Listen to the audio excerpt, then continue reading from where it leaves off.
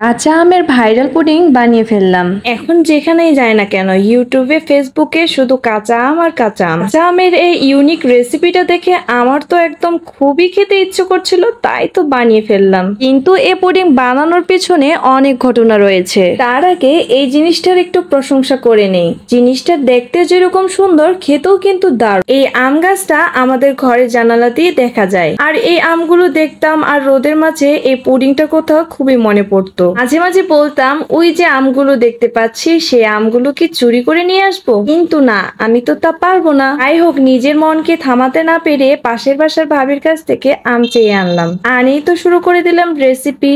এই তো আম ছিলতে শুরু করে দিয়েছি। ওমা, একটা আম আবার পাকেও গিয়েছে দেখেন।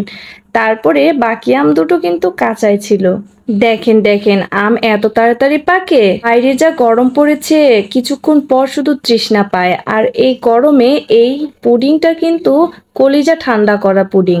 আহা, এই তো আমগুলো কেটে নিচ্ছি। এখন এখন আপনাদেরকে শোনাই মূল কাহিনী। একদিন ধরে হাজবেন্ডকে বাজারে পাঠাচ্ছি, দেখো তো বাইরে কাঁচা আম বের হয়েছে কিনা। কিন্তু জামাই বেচারি প্রায় 3-4 দিন ধরেই ঘুরতেছে চৌমুনি বাজারে, কোথাও কাঁচা আম পাচ্ছে না। কিন্তু এইদিকে তো আমি অপেক্ষা করতে আছি কখনই ভাইরাল রেসিপিটি বানাবো আমি। দেখেন আজকের রেসিপিটা কি সুন্দর কৃষ্ণচূড়া ফুল ফুটেছে, তার সাথে জানলার সাইডেই কিন্তু আমি রেসিপিটা তৈরি করে নিচ্ছি। কৃষ্ণচূড়া ফুল দেখতে যে কি সুন্দর লাগছিল না।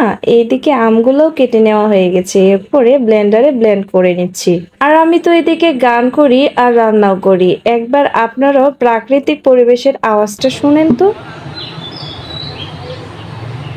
একটুখানি শুনলাম, মাশাল্লাহ, পাখির কিচিরমিচির আওয়াজ শুনতেছিলাম আর এইদিকে রান্না করতেছিলাম, কি যে ভালো লাগছিল।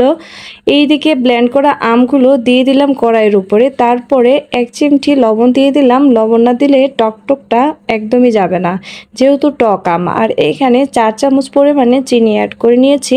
আপনারা চাইলে এর থেকেও বেশিও দিতে পারেন, আবার কমও দিতে পারেন।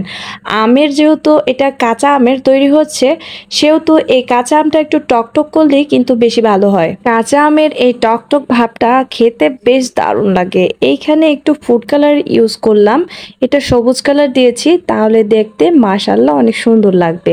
এরপর এই তো নেড়ে চেড়ে নিচ্ছি, ঘুটু ঘুটু করে নিচ্ছি। এই তো দেখেন কালারটা অনেক সুন্দর চলে এসেছে।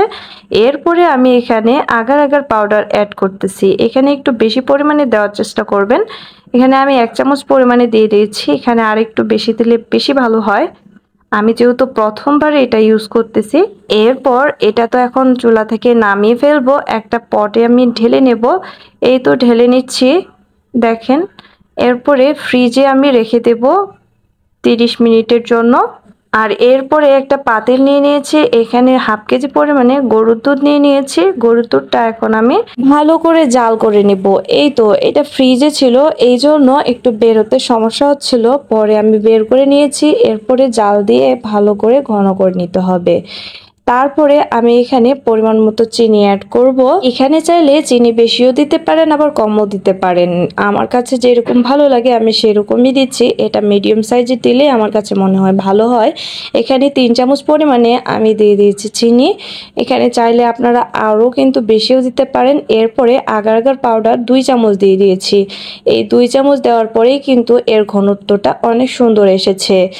এরপরে যে 30 মিনিট আমি রেখে দিয়েছিলাম পুডিংটা, সেই পুডিংটা বের করে নিলাম। এই তো এখন এটা আমি স্লাইস করে কেটে নিচ্ছি। কালারটা দেখতে অনেক সুন্দর লাগছে না, সবুজ সবুজ, কি যে ভালো লাগছে। একটা পটে ঢেলে নিচ্ছি জাল দেওয়া দুধটা। তো এটার উপরে এখন সেই স্লাইস করা কেটে রাখা আমগুলো দিয়ে দিচ্ছি। এইদিকে আয়ান বাবু তো বারবার বলতে আছে, আম্মু এগুলো কি কি করতেছো তুমি আম্মু। এরপর দেওয়ার পরে হালকা ভাবে নেড়ে চেড়ে দিই। তারপরে আধা ঘন্টার জন্য ডিপ ফ্রিজে রেখে দিয়েছিলাম। আর এরপর দেখেন আমার পুডিংটা বের করে নিলাম।